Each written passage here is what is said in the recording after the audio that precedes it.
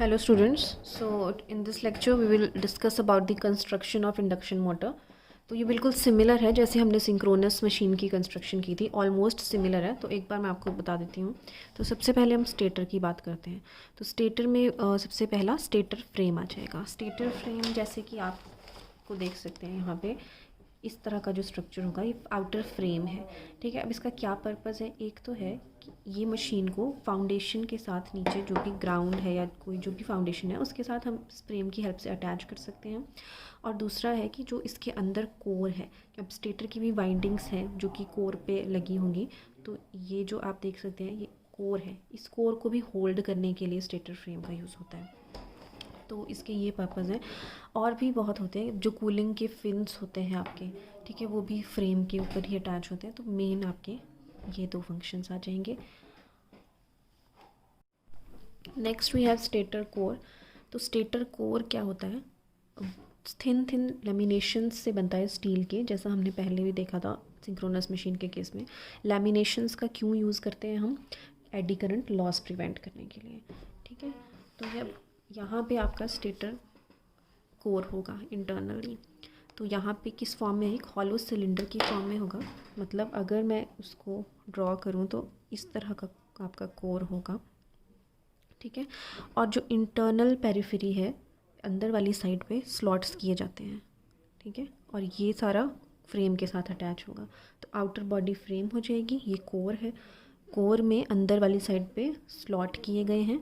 और कोर कैसे बना है आपका, थिन लेमिनेशन से बना है, मतलब पतली पतली शीट्स हैं ये, जिनको ज्वाइन किया जाता है लेमिन और एक दूसरे से लेमिनेट किया जाता है, ठीक है। उस तरह से बनता है। थिन शीट्स में क्यों करते हैं, ताकि AD current loss, eddy currents जो हैं वो कम फ्लो करें, क्योंकि फिर उनको फ्लो करने के लिए कम एरिया मिलेगा, क्योंकि दोनों आपस में लेमिनेटेड है, यहाँ पे इंसुलेशन है, तो करंट फ्लो नहीं कर पाएगा। तो यही है। तो it is made up of steel lamination to reduce eddy current loss. Slots are made on the inner periphery and stator conductors are connected to form a 3-phase winding. अब ये जो स्लॉट्स हैं इनमें वाइंडिंग रखी जाएगी, conductors रखे जाएंगे। और ये 3-phase इंडक्शन मशीन हम स्टडी कर रहे हैं, तो 3-phase वाइंडिंग की फॉर्म में उसको कनेक्ट करना है और इस स्लॉट्स में रखा जाएगा। एंड जो 3-phase वाइंडिंग हम कर रहे हैं वो स्टार में भी कनेक्ट की जा सकती है और डेल्टा में भी कनेक्ट की जा सकती है। So the 3-phase winding can either be connected in star और in delta. Now we will study about rotor core. So rotor core भी थिन लेमिनेशन से बना है, थिन स्टील लेमिनेशन से। क्यों बना है, एडी करंट लॉस प्रिवेंट करने के लिए, ठीक है। और अब देखिए इस तरह से स्टेटर तो हम स्टडी कर चुके। अब जो रोटर है वो शाफ्ट पे माउंटेड होगा, इस तरह से एक सिलेंडर की फॉर्म में होगा, ठीक है। जो आपका स्टेटर था वो एक हॉलो सिलेंडर की फॉर्म में था, ठीक है, बीच से खाली था। और ये एक आपका पूरा सिलेंडरिकल फॉर्म में होगा रोटर, ठीक है। और बना कैसे है, ये थिन पतली पतली शीट्स हैं, पत्तियां हैं इस तरह से सर्कुलर, उससे बना है ये, ठीक है, उनको लेमिनेशंस को ज्वाइन करके। और स्टेटर किससे बना था, एक हॉलो, इस तरह से हॉलो लेमिनेशंस थी, उनको ज्वाइन करके बना था। और स्टेटर में हमने पढ़ा था इंटरनल वाली साइड पे स्लॉट्स होते हैं, अंदर वाली साइड इनर पेरिफेरी में। और जो रोटर होगा उसमें आपका, क्योंकि ये है यहाँ पे हमें कंडक्टर्स रखने हैं बाहर, तो आउटर पेरिफेरी पे स्लॉट कट किए जाते हैं इस तरह से, ठीक है। तो ये तो थी लेमिनेशन से बना है। Laminated cylindrical core is mounted on the shaft, shaft पे रखा है। The laminations are slotted on their outer periphery, outer वाले सर्कमफ्रेंस पे उसको हमने स्लॉट किया है। और यहाँ पे हमारे कंडक्टर्स, रोटर के कंडक्टर्स रखे जाएंगे, ठीक है। यहाँ तक तो आपको समझ आ गया होगा। अब जो रोटर के कंडक्टर्स हैं उनको रखने का दो तरीके हैं, ठीक है। मतलब जो रोटर के कंडक्टर्स हैं वो 2 टाइप्स के होते हैं।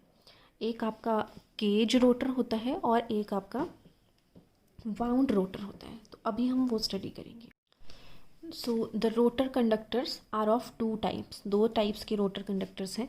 एक है स्क्विरल केज रोटर, या उसको केज रोटर भी कहते हैं सिंपल। और एक है वाउंड रोटर या स्लिप रिंग मोटर, ठीक है। तो 2 टाइप्स के हमारे मोटर्स हैं आपके, ठीक है। मोटर्स को कैसे क्लासीफाई किया गया, उनके रोटर की डिज़ाइन के बेसिस पे। तो अभी हम स्टडी करेंगे।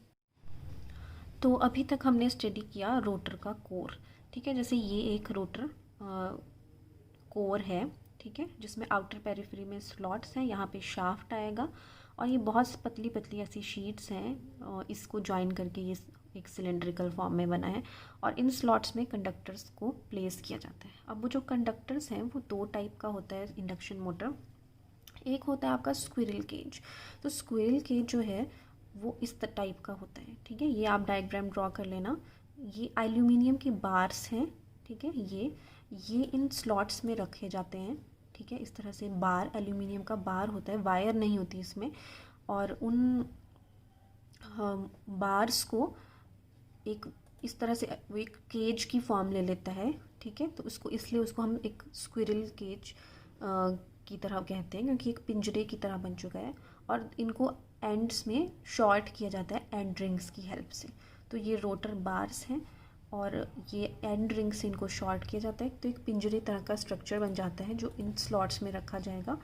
तो इसलिए इसको हम स्क्विरल केज कहते हैं, ठीक है। अब जो ये स्लॉट्स हैं ये आप ध्यान से देखिए, ठीक है। ये यहाँ पे क्या है, पैरेलल है, पर देखिए कुछ रीजंस की वजह से उनको स्क्यूड किया जाता है। स्क्यूड का मतलब होता है कि देखो अब यहाँ पे टेढ़े हैं ये, ठीक है। ये वाला स्लॉट और जो एंड वाला स्लॉट है वो बिल्कुल पैरेलल नहीं है, वो आपको थोड़ा सा तिरछा दिख रहा है यहाँ पे, ठीक है। तो ये स्क्यूड कहा जाता है इनको। तो ये स्क्यूड स्लॉट्स हैं आपके, ठीक है। और ये भी जो रोटर बार्स हैं आपके, अगर उनको हमें स्लाइटली स्क्यूड रखा जाता है, थोड़ा तिरछा, जिससे मोटर के ऑपरेशन में थोड़ी हेल्प मिलती है, तो रख तो हम पैरेलल भी सकते हैं या फिर स्लाइटली स्क्यूड भी रख सकते हैं, ओके। सो स्क्विरल केज में सबसे पहला पॉइंट तो कोर का है, वो तो सेम ही रहेगा। तो कोर इज़ अ सिलेंड्रिकल, ठीक है, कोर सिलेंड्रिकल है, made up of steel laminations, steel lamination से बना है with slots on the outer periphery and slots are slightly skewed, हल्के से स्क्यू रखे जाते हैं, ठीक है। ये बहुत इंपॉर्टेंट पॉइंट है। पैरेलल भी होते हैं स्लॉट्स, बट इस केस में हमारे थोड़े से स्क्यूड रखे जाते हैं, ठीक है। अब उन स्लॉट्स में बार कंडक्टर्स प्लेस किए जाते हैं। तो बार कंडक्टर्स ऑफ एल्यूमिनियम और copper are placed in the slots, ठीक है। और उन कंडक्टर्स को शॉर्ट सर्किट किया जाता है एंड रिंग्स से। तो आप ये नोट कीजिए। सो नेक्स्ट आप स्क्यूइंग के एडवांटेजेस लिख सकते हैं। तो skewing offers following advantages. Number 1 is, इस केस में ज़्यादा यूनिफॉर्म टॉर्क प्रोड्यूस होगा, ठीक है। More uniform torque is produced और नॉइज़ भी रिड्यूस होती है स्क्यूइंग की हेल्प से, ठीक है। And second point is locking tendency is reduced, ठीक है, क्योंकि कई बार इंडक्शन मोटर में लॉकिंग टेंडेंसी आ जाती है। रोटर और स्टेटर के टीथ एक दूसरे को अट्रैक्ट कर जाते हैं, ठीक है। इतना डीप में हमें इसको स्टडी करना नहीं है, बस आपको यही याद रखना है कि स्क्यूइंग हमें यूनिफॉर्म टॉर्क प्रोड्यूस करने में हेल्प करती है, नॉइज़ रिडक्शन करती है एंड लॉकिंग टेंडेंसी को भी रिड्यूस करती है। So next we have wound rotor और स्लिप रिंग रोटर, ठीक है। तो उसमें जो वाइंडिंग है वो नॉर्मल जैसा आपका वाइंडिंग होती है, स्लॉट्स के बीच में तार रखी जाती है, उस तरह से किया जाता है। यहाँ पे केज की फॉर्म में नहीं है, नॉर्मली आपका रोटर है, इसमें आउटर पेरिफेरी में हम स्लॉट्स देख सकते हैं और ये जो वायर्स इसमें पुट की गई हैं और स्लिप रिंग अटैच किए जाते हैं शाफ्ट पे, उसका पर्पज़ हम देखते हैं। तो बेसिकली वाउंड रोटर में हम क्या लिखना है आपने, कोर तो आपको पता है, कोर तो हमारा लेमिनेशन से बना है, ठीक है। तो consist of A slotted armature core, या पहले जैसे मैंने कोर में जो लिखवाया वो लिख सकते हैं इसमें। तो अब आपने जो इसके बाद लिखना है नोट्स में, वो लिखना है that insulated conductors are put in the slots. इन स्लॉट्स में कंडक्टर्स पुट किए जाते हैं और जो इंसुलेटेड होते हैं and they are connected to form a 3 phase winding, double layer distributed winding. आप स्किप भी कर सकते हैं अपने नोट्स में, सिर्फ आप इतना लिखिए कि to form a 3 phase winding similarly to stator winding, ठीक है। मतलब यहाँ जो आपके स्लॉट्स हैं यहाँ पे हमारे कंडक्टर वायर्स रखी गई हैं, ठीक है। वाइंडिंग आपने देखी होगी, तो इंसुलेटेड होती है एक दूसरे से और 3 फेज़ की फॉर्म में उसको हमने लिखना है। तो बस इतना सा आपने लिखना है। और अब हम इसका अगर सर्किट डायग्राम देखें तो कुछ इस तरह का बनेगा, इसको आप नोट कर लेना, ठीक है। मतलब ये आपका स्टेटर का 3 फेज़ वाइंडिंग्स हो गई जहाँ पे हमने 3 फेज़ सप्लाई दी, और ये रोटर की 3 फेज़ वाइंडिंग है, ठीक है। और यहाँ पे ये हमने देखा कि ये स्टार भी हो सकता है, डेल्टा भी हो सकता है, तो यहाँ पे डेल्टा बनाया है, आप स्टार भी बना सकते हैं। और ये डेल्टा है, यहाँ पे अगर हम स्टार डेल्टा स्टार्टर यूज़ कर रहे हैं तो यहाँ पे कनेक्शन उसकी डबल थ्रो स्विच की हेल्प से होगा। तो अभी सिंपल यहाँ पे स्टार बना के रखा है, तो हम ज़्यादा कन्फ्यूजन क्रिएट नहीं करेंगे। 3 फेज़ वाइंडिंग है दोनों जगह। और ये आपका शाफ्ट पे माउंटेड होती है, तो ये यहाँ पे शाफ्ट बनाया है, और शाफ्ट के ऊपर यहाँ पे स्लिप रिंग बनाए हैं ये, ठीक है। और स्लिप रिंग्स के बाहर ब्रशेस बनाए हैं ब्लैक से, और ये उस इनके साथ हमारी अटैच है, इस वाले स्लिप रिंग्स के साथ ये अटैच्ड है। देखो ये एक ही स्लिप रिंग है ये, ठीक है। क्रॉस सेक्शनल व्यू बनाया है, ये 3 स्लिप रिंग है बेसिकली, एक ये स्लिप रिंग, एक ये स्लिप रिंग और एक ये। इसी को क्रॉस सेक्शन में एक स्लिप रिंग को ही इस तरह से बनाया हुआ है, ठीक है। तो अब यहाँ पे इस वाले स्ट्रक्चर में हम एक्सटर्नल रेजिस्टेंस भी ऐड कर सकते हैं, ओके। क्योंकि यहाँ पे आपका वाइंडिंग है, वाइंडिंग स्लिप रिंग के थ्रू हम अगर एक्सटर्नल रेजिस्टेंस हमारा बाहर रखा हुआ है तो उसको हम रोटेटिंग पार्ट है, क्योंकि रोटर है, रोटेट कर रहे हैं। अब एक्सटर्नल बाहर से हम कैसे रेजिस्टेंस उसमें अटैच कर सकते हैं, ठीक है। कोई चीज़ घूम रही है तो उसमें हम कैसे कोई चीज़ ऐड करेंगे, with the help of slip ring करेंगे। तो स्लिप रिंग की हेल्प से यहाँ पे 3 फेज़ हम रेजिस्टेंसेस ऐड कर सकते हैं। तो ये रेजिस्टेंसेस देखिए इस यहाँ पे अटैच्ड है। तो यही उसके बाद आपने लिखना है कि the slip rings are mounted on the shaft with brushes resting on them, ठीक है। The brushes are connected to 3 variable resistors connected in star. The purpose of 3 slip rings and brushes, ठीक है, is to provide means for connecting external resistance in the rotor circuit, ठीक है।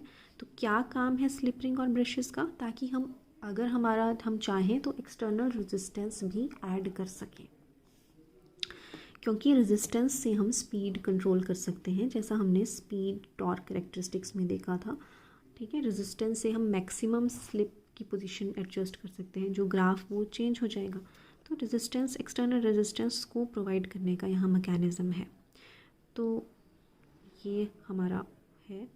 अब resistors are enable the variation of rotor resistance, उससे हम rotor की resistance को change कर सकते हैं। और उसका क्या काम है रेजिस्टेंस ऐड करने में, तो आपने बेसिकली ये 2 पॉइंट्स लिखने हैं। तो to increase the starting torque, ठीक है, रेजिस्टेंस ऐड करके हम स्टार्टिंग टॉर्क इंक्रीज़ कर सकते हैं, क्योंकि हम उससे जिस स्लिप पे मैक्सिमम टॉर्क है वो एडजस्ट कर सकते हैं, तो हम स्टार्टिंग का टॉर्क भी वहाँ से एडजस्ट कर सकते हैं। और स्टार्टिंग करंट भी हम एडजस्ट कर सकते हैं रेजिस्टेंस की हेल्प से, और स्पीड भी कंट्रोल कर सकते हैं। तो बेसिकली यहाँ पे रेजिस्टेंस हमने स्टार्टिंग टॉर्क, स्टार्टिंग करंट और मोटर की स्पीड को कंट्रोल करने के लिए अटैच किया है। तो वाउंड रोटर में रेजिस्टेंस एक्सटर्नल ऐड की जा सकती है, पर केज रोटर में नहीं की जा सकती है। ये बहुत इंपॉर्टेंट पॉइंट है। वाउंड रोटर में स्लिप रिंग और ब्रशेस की हेल्प से रेजिस्टेंस ऐड की जा सकती है। तो जो पॉइंट्स आपके यहाँ पे अंडरलाइंड हैं उसको आप लिख सकते हैं, और अपने वर्ड्स में भी आप लिख सकते हैं अगर आपको एक बार समझ आ गया तो।